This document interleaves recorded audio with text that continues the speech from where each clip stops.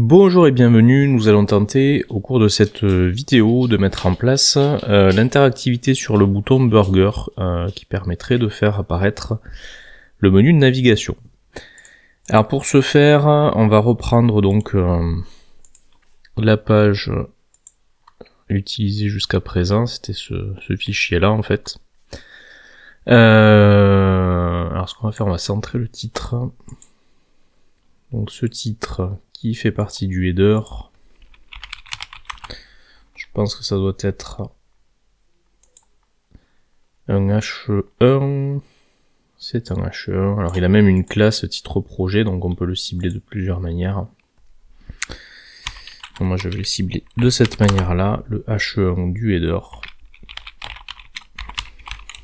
et je vais le centrer.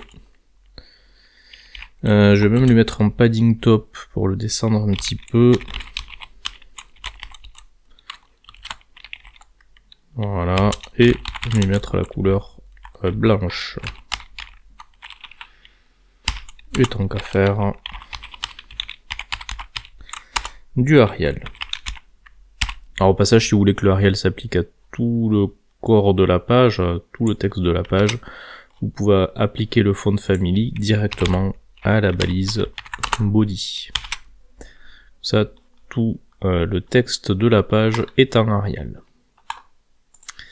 Donc voilà, on a le bouton Burger et hop.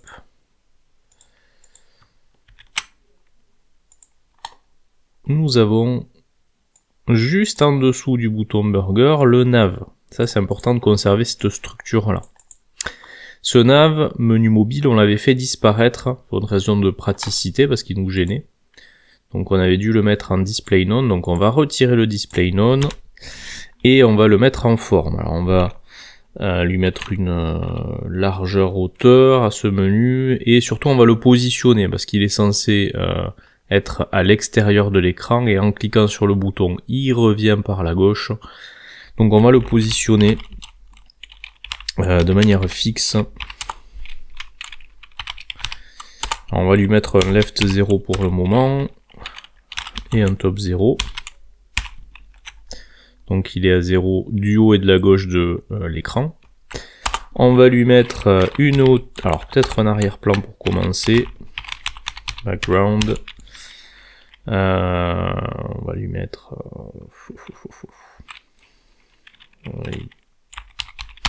du rose. Donc le voilà. On va le dimensionner du coup, une largeur de 100 VW, c'est-à-dire la largeur de l'écran en fait, et une hauteur pareil de 100 VH Viewport Height. Donc on a le menu comme ça qui occupe tout l'espace à l'écran. Alors après on pourrait paramétrer les liens à l'intérieur aussi de ce menu mobile, donc ça donnerait menu mobile espace A, et à ce moment là on pourrait changer la couleur, on pourrait retirer le soulignement, text decoration none, on pourrait augmenter la taille,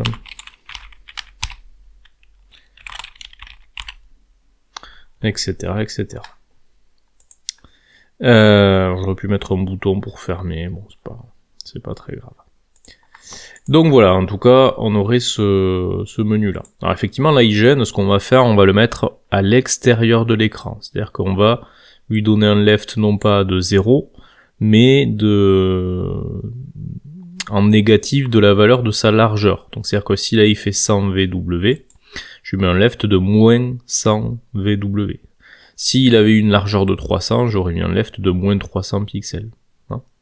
Donc tout dépend de la largeur. Donc là, je vais mettre moins 100 VW. Donc du coup, on le voit pas, il est tout simplement à l'extérieur par la gauche. Et ce qu'il va falloir faire maintenant, c'est dire que lorsqu'on clique sur le bouton Burger, à ce moment-là, on change la valeur left du menu mobile. Alors, il y a donc la notion d'événement, le clic sur le bouton. Alors sachez que il y a plusieurs événements en CSS, vous avez l'événement survol et l'événement focus qui joue le rôle de clic. Hein. Alors du coup comment ça marche? Je vais dire que quand je survole le bouton, ou quand plutôt je clique sur le bouton, alors ça se note. Je crois pas que j'ai classé le bouton par contre, donc c'est juste button à ce moment-là. Par sécurité, je vais quand même lui mettre une classe, comme ça si j'ai un autre bouton sur la page, il n'y aura pas de souci. Je vais l'appeler burger. Donc ça donnerait .burger. 2.focus, ça veut dire quand je clique sur le bouton burger. Et si j'avais voulu gérer le survol, j'aurais mis non pas focus, mais over, avec un H, H-O-V-E-R. Ça c'est le survol. Hein. Donc là, je le gère au focus. Alors, c'est pas vraiment le clic, mais en fait, ça se comporte comme tel. Mais le focus, c'est quand je prends le focus sur quelque chose. Donc, quand je clique sur le bouton burger, à ce moment-là, je vais manipuler le menu mobile qui se trouve donc juste après le bouton burger. Alors, le sélecteur pour ça, je sais pas si vous vous rappelez, sinon regardez la vidéo sur les sélecteurs CSS. C'est le plus...